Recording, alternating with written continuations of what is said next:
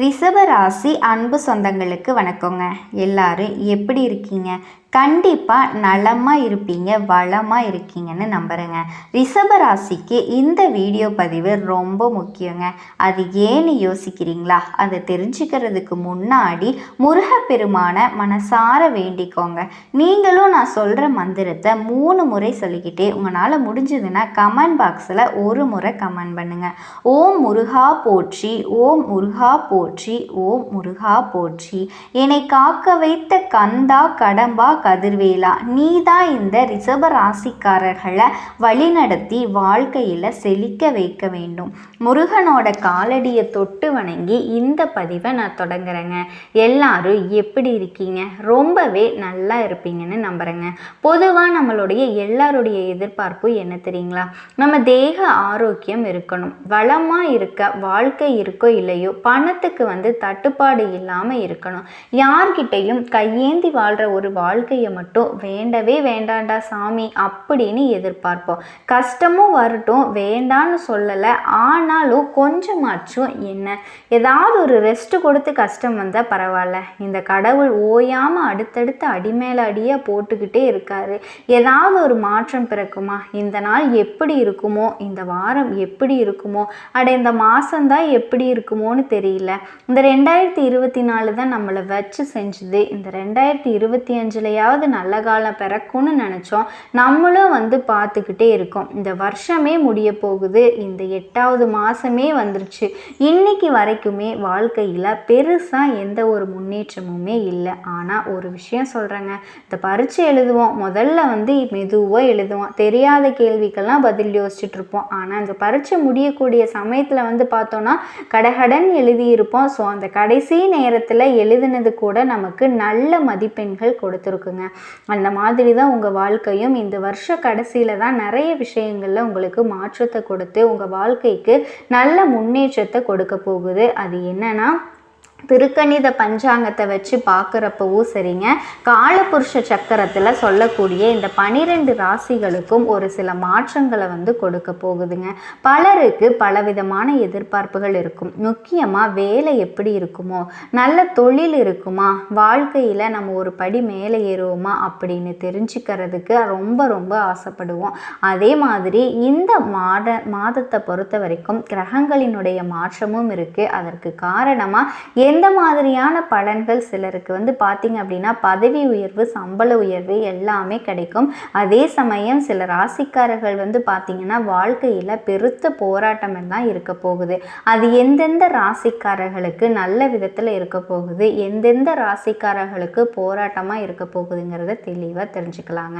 கால புருஷ சக்கரத்தில் 2வது ராசியாகவும் காளைய ராசியோட சின்னமாகவும் வச்சிருக்கக்கூடிய, அதாவது சுக்கிர பகவான ராசி அதிபதியாக கொண்ட ரிஷப ராசிக்காரர்களே, சுக்கிர பகவான் ஒருத்தருக்கு நல்லா இருந்துட்டா போதும், அவன் வாழ்க்கை எப்படி இருக்குது தெரியுங்களா? இந்த 23ஆம் புலிகேசின்னு ஒரு படம் வந்துச்சு. அதில் சொல்லுவாங்க பார்த்தீங்களா, ராஜாதி ராஜ கம்பீர ராஜ மார்த்தாண்ட அப்படின்னு அடுக்கடுக்காக சொல்லிக்கிட்டே போகலாங்க. பட்டம் கொடுத்துட்டே இருக்கலாம். அந்த அளவுக்கு ஒரு உயர்ந்த வாழ்க்கை, உயர்ந்த நிலைக்கு போயிருப்போம். ஆனால் அவரை ராசிக்கு அதிபதியாக வச்சு ரிஷப ராசிக்காரர்களே, ஏங்க உங்கள் வாழ்க்கை இந்த வாழ்க்கைமா என்னம்மா நீ கிண்டல் பண்ணுறியா, நீ ஒழுங்காக பலனை சொல்லு அப்படின்னு நீங்கள் கேட்குறீங்க இல்லையா? என்னத்தங்க சொல்கிறது, ஆன்மீகத்தை எப்படி பேசிகிட்டு இருக்கேன் அப்படின்னு சொல்கிறீங்களா? உங்களுக்கும் புரியணும்னா சகஜமாக பேசுவோமா? ரிஷபராசி உண்மைதாங்க, சுக்கிர பகவானை ராசி அதிபதியாக தான் வச்சுருக்கோம். ஏன்னா என்ன, அந்த ஆள் என்னை விட்டுட்டு பக்கத்து வீட்டை பார்க்குறாரு, இந்த தப்பாக நினச்சிக்காதீங்க. இது சொல்லுவாங்க இல்லையா, நம்ம வீட்டில் நல்லா சமைச்சிருப்போம், பிடிக்காது, ஹோட்டலில் அவன் ஏனோ தானோன்னு சமைச்சிருப்பான், அதை ருசித்து ரசித்து சாப்பிடுவோம். வீட்டில் அன்பு ஆரோக்கியம்னு என்னென்னமோ போடுவோம், அதெல்லாம் பெருசாக நம்ம வீட்டில் இருக்கவங்க யாருமே அக்செப்ட் பண்ணிக்க மாட்டாங்க. இந்த சுக்கிர பகவான் நமக்கு ராசி அதிபதியாக உட்காந்துட்டு மற்ற ராசிக்காரங்களுக்கு நல்லதை பண்ணிக்கிட்டு இருக்காரு. கரெக்ட் தானுங்க? ரிஷப ராசிக்காரர்களே அதை சரி செஞ்சுருவோம், சரிங்களா? சுக்கிர பகவானை நம்ம உச்சத்தில் இருக்கக்கூடிய ஆளை கீழே இறக்கி ஏன்பா இப்படி பண்ணுற அப்படின்னு கேள்வி கேட்பாங்க. ஸோ உங்களை பொறுத்த வரைக்கும் இனி வரக்கூடிய நாள் அப்படிங்கிறது எப்பா சாமி ஒரு நாளாவது எனக்கு நல்லது பண்ணியிருக்கியா அப்படின்னு நான் ஒரு கேள்வி கேட்குறேங்க. பயப்படாதீங்க. ஏப்பா சுக்கிர பகவானே, நீ உங்களோட ஜாதகத்தில் எங்கே உக்காந்துருக்க, இதனால இந்த மாதத்தில் நீ என்ன பலனை கொடுக்க போகிற, வருஷமே முடிய போகுது, இனி எத்தனை நாள் வந்துருச்சு, என்னப்பா பண்ண போகிற அப்படின்னு நான் கேட்டேங்க. அதுக்கு அவர் சொல்கிறாரு, ரிஷபராசிக்காரர்களை பொறுத்த வரைக்கும் இந்த மாதத்தில் அவங்க கொஞ்சம் கடினமாக உழைப்பாங்க, அதுக்கு தகுந்த மாதிரிக்கு அவங்களோட விதியை நான் மாற்ற போகிறேன் அப்படின்னு சொல்கிறாருங்க. முக்கியமாக வேலை தேடிட்டு இருக்கவங்களுக்கு அவங்க விரும்பிய வேலையை கிடைக்க செய்ய போகிறாராமா. மாதத்துடைய இறுதி நாளில் கொஞ்சம் உங்கள் வாயை மட்டும் கட்டுப்படுத்த சொல்லுங்களேன்னு சொல்கிறாரு. பேச்சை கட்டுப்படுத்தணுங்க அப்படின்னு சொல்கிறாரு. இல்லை அப்படின்னா அவனுக்கு கொடுத்த வேலையை நான் காலி பண்ணிடுவேன். அவன் வாயை அடக்கிட்டு இருந்தா அப்படின்னா உயர் அதிகாரிகள் கிட்ட ஒத்துழைப்பை ஏற்படுத்தி தான் நான் பதவி உயர்வும் சம்பள உயர்வும் வாங்கி கொடுப்பேன். அப்படி இல்லை அப்படின்னா அவங்களுடைய வாயால் உயர் அதிகாரிகள் கிட்ட கருத்து வேறுபாடு ஏற்பட்டு வேலைக்கு பாதிப்பு வருங்க. கொஞ்சம் பார்த்து சூதானமாக இருக்க சொல்கிறாரு. ஸோ சுக்கிர பகவானை பொறுத்த வரைக்கும் ஒரு நல்ல மாற்றத்தை கொடுக்கவும் போகிறாரு, கொஞ்சம் கவனமாகவும் இருக்க சொல்கிறாருங்க. அதெல்லாம் இன்னும் என்னான்னு தெளிவாக பார்க்கலாம். ஸோ நம்முடைய எதிர்பார்ப்பு என்ன, உடனே சொல்லுன்னு கேட்டிங்க. அப்போனா இந்த மாதம் எப்படி இருக்க போகுது அப்படின்னு பார்க்கலாமா? அதை பொறுத்து தான் நான் உன்னோட வீடியோவை பார்க்குறதா பார்க்க வேணாமாங்கிறது முடிவு பண்ணிக்கிறேன் அப்படின்னு நினைப்பீங்க. சிலர்கிட்ட பேச முடியாமல் ஒரு சிலர் மென்று முழுங்கிட்டு கொஞ்சம் மறைச்சு சிலர்கிட்ட கை கட்டி உம்முன்னு இருக்கக்கூடிய காலங்கள்லாம் இருக்குங்க. ரிஷபராசி இந்த மாத கிரகங்களினுடைய மாற்றத்தை பொறுத்தும் பலன்கள். அதன்படி பார்க்கும்போது மிதுன ராசியில் குரு பகவான் இருக்கிறாரு. அவர் கூடவே மிதுன ராசியில் இருக்கக்கூடிய சுக்கிர பகவான் இந்த மாதத்தில் உங்களுக்கு கடக ராசி வீட்டுக்கு பயிற்சி ஆகிறாருங்க. உங்களுக்கு இருந்த கெட்டது எல்லாமே முடியுதுங்க. இந்த மாதத்தை பொறுத்த வரைக்கும் உங்களுடைய ராசிநாதன் இருக்கார்ல இந்த சுக்கிர பகவான், அவர் பல நல்ல பலன்களை தரப்போறாரு. பிரிந்து சென்ற உறவுகள் எல்லாமே மீண்டும் சேர வைக்கிறாரு. நான் சொன்னேன் இல்லைங்களா, 5 பிரச்சனைக்கு ஒரு தீர்வு வரப்போகுதுன்னு. அதில் முதல் எதிர்பார்த்த பணம் கைக்கு சேரும்.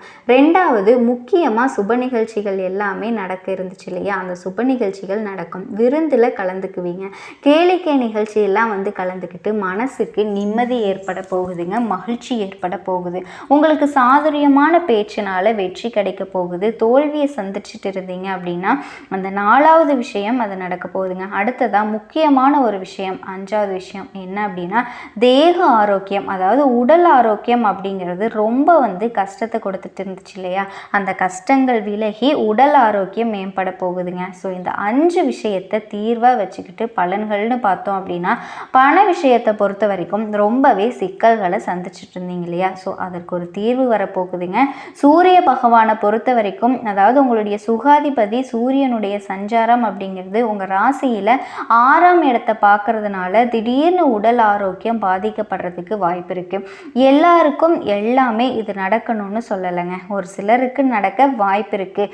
இதனால் சின்னதாக ஏதாவது நீங்கள் உடலில் உபாதைகளை உணர்றீங்க அப்படின்னா உடனடியாக மருத்துவர்கிட்ட போய் ஆலோசனை பெற்று சிகிச்சை எடுத்துக்கோங்க. அதுதான் நமக்கு உடனடியாக ஒரு தீர்வாக இருக்குங்க. அடுத்ததாக சொந்தமாக தொழில் செய்யக்கூடிய ரிஷபராசிக்காரர்களை பொறுத்த வரைக்கும் தொழிலில் வியாபாரத்தில் உங்களுக்கு இத்தனை நாளாக முட்டுக்கட்டைகள் இருந்துச்சு இல்லையா, அது எல்லாமே நீங்க போகுதுங்க. வியாபாரம் தொடர்பான பயணங்கள் போக நேரிடலாம்.